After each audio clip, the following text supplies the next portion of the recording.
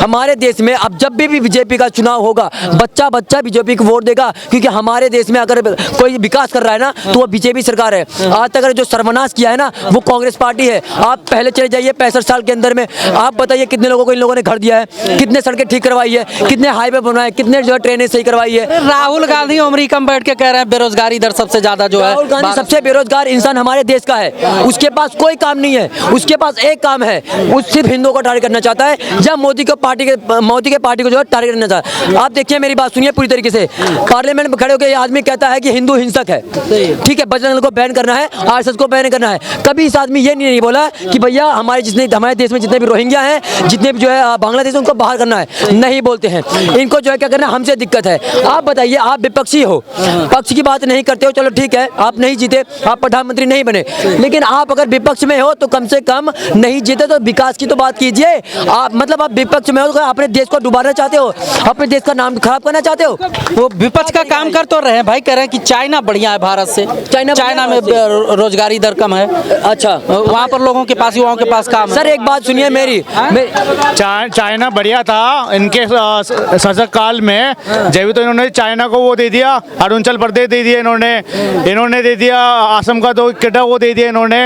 इनके लिए तो बढ़िया ही रहेगा ना चाइना। अच्छा कौन रहेगा? बांट दिया हो ना, उस पर भरोसा नहीं करने लायक है। आज देख लीजिए पाकिस्तान का बंटवारा किसने किया था, बांग्लादेश किसने दिया था, कश्मीर का मुद्दा आज जो है 65 साल से कहाँ से रुका पड़ा था, आज 370 हटा हुआ है, दोबारा 370 लगवाने का काम कौन कर रहा है? 370 हटा ना, तो उसके बाद मोदी जी ने हटवाया, वहाँ पे लाल चौक पे आज आपका तिरंगा जो लहरा रहा है। औरतें वहाँ पे खुलेआम घूम सकती हैं, आराम से बिजनेस कर रहे हैं इंसान, हर किसी के हाथ में जो है कलम किताब है। विपक्ष में खड़े होने का मतलब ये नहीं है कि आप जो है विरोध करेंगे, आप भी नेता हैं। अगर आप चाहते हैं कि देश का विकास हो और आप नेता हैं और आपके साथ में आपके कैंडिडेट है, तो आपको विकास के बारे में बात करनी चाहिए। ये नहीं बोलना चाहिए कि चौकीदार चोर है, मोदी चोर है, इसके बारे में छोड़ दीजिए ना। आप भी उनके साथ बैठिए, आप प्रधानमंत्री नहीं बने, लेकिन जो प्रधानमंत्री बना है आप उसके साथ बैठ कर कम से कम ये बात तो कर सकते हो कि भैया हमारे देश में विकास कैसे होगा।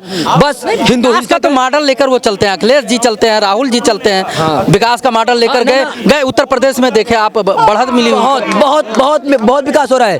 12 साल की बच्ची का रेप हो रहा है, कनौज में रेप हो रहा है, और जो है पत्थरें मारी जा रही है, घर टूट रहे हैं, दूसरों का कब्जा हो रहा है, और माफिया को बढ़ावा दिया जा रहा है। यही विकास तो किए हैं अखिलेश यादव ने भी, और उनके साथ जो झप्पियां मारे राहुल गांधी वो भी यही करेंगे। मायावती की सरकार में यही हुआ है। आज योगी सरकार है ना, तो वहां पर कोई भी एक लड़का लड़की को छेड़ नहीं सकता, लेकिन इनके नेता कर रहे हैं इसलिए क्योंकि वो नेता हैं, उन्हें लगता है कि अखिलेश यादव बचा लेंगे क्योंकि अखिलेश यादव उनके तो महान है। लेकिन सर सुनिए मेरी बात पूरी, हमारे यूपी में आप देख लीजिए पहले से डेवलपमेंट, अगर कोई लड़का वहां पर रेप करने की कोशिश करता है किसी बच्ची का, आज लड़की का, या दुपट्टा छीनने का बात करता है, उसकी मम्मी पता क्या कहती है? कहती है बेटा किसी भी लड़के को छेड़ना मत, और हर लड़की को अपनी बहन मानना। अगर तूने किसी लड़की को छेड़ा, किसी की हत्या की, अगर किसी का रेप किया, तो तेरे घर पे बुलडोजर चल जाएगा।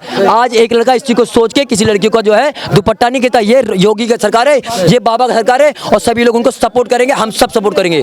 2017 से पहले जो इनकी अखिलेश यादव की सरकार थी, उस टाइम महिला इतनी अपनी सुरक्षा खुद नहीं कर पाती थी। 5 बजे के बाद घर से बाहर नहीं निकलती थी, कभी अगर जाना हो मार्केट तो अपने माता पिता साथ जाती थी। अभी माहौल उत्तर प्रदेश में ऐसा हो गया है, रात के 12, 1, 2, 3 बजे तक जो है वो अकेले जा सकती है, और किसी माई का लाल में हिम्मत नहीं है उस बहन को, उस माता को छेड़ सके। ये योगी बाबा ने वहाँ पर डर का माहौल पैदा करा है उन अपराधियों के खिलाफ, और हमेशा उन अपराधियों के खिलाफ हमेशा रहेगा योगी बाबा, क्योंकि उनके दिल में खौफ बैठ गया है ना।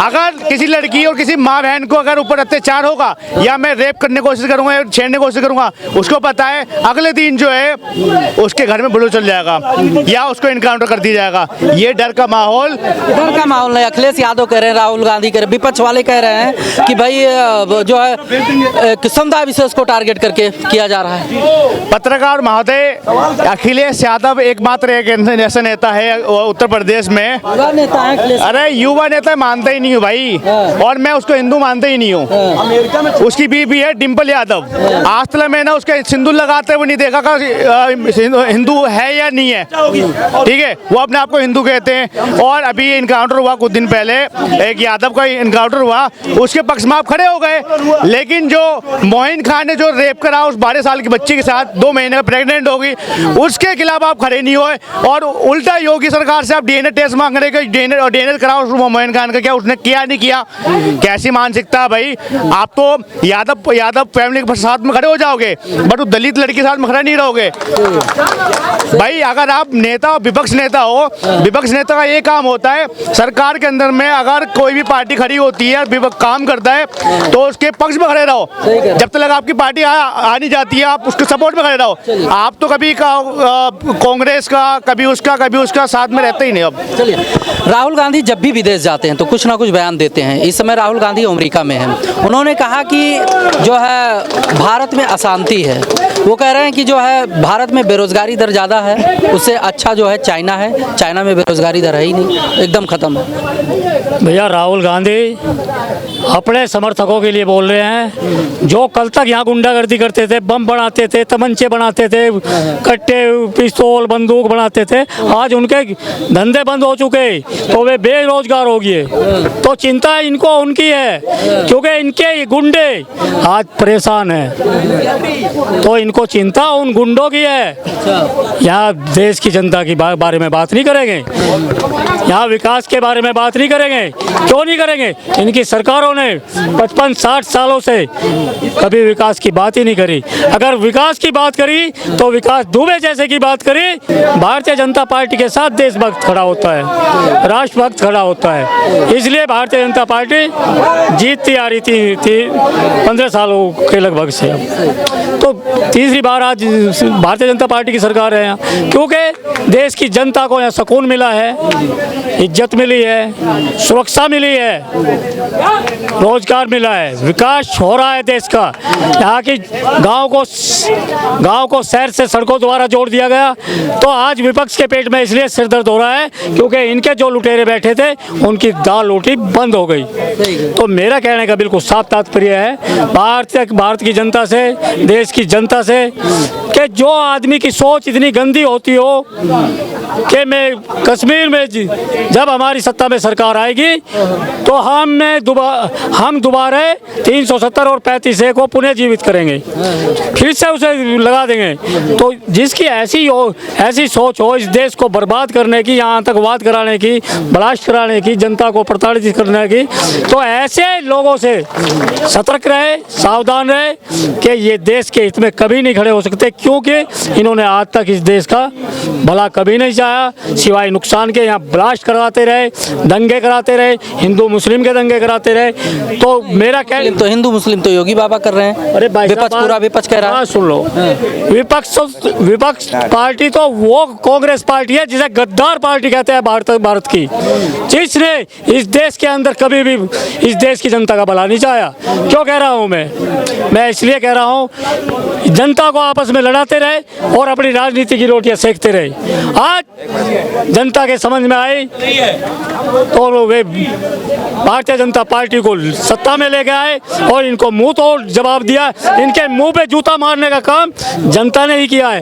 क्यों? क्योंकि आज ये अमेरिका जा करके आज देश का अपमान करते हैं। कुछ दिन पहले भी करे थे, रजिया खालिद के बेटे से मिलते हैं लंदन जाके, बांग्लादेश में आग लगवा देते हैं। तो ऐसे लोगों से बिल्कुल सावधान रहे, ऐसा ना हो कि कल इस देश के साथ कुछ ऐसा हो जाए। हालांकि ऐसा होगा तो नहीं, क्योंकि यहाँ सनातन का शेर दिल्ली के सिंहासन पे बैठा है।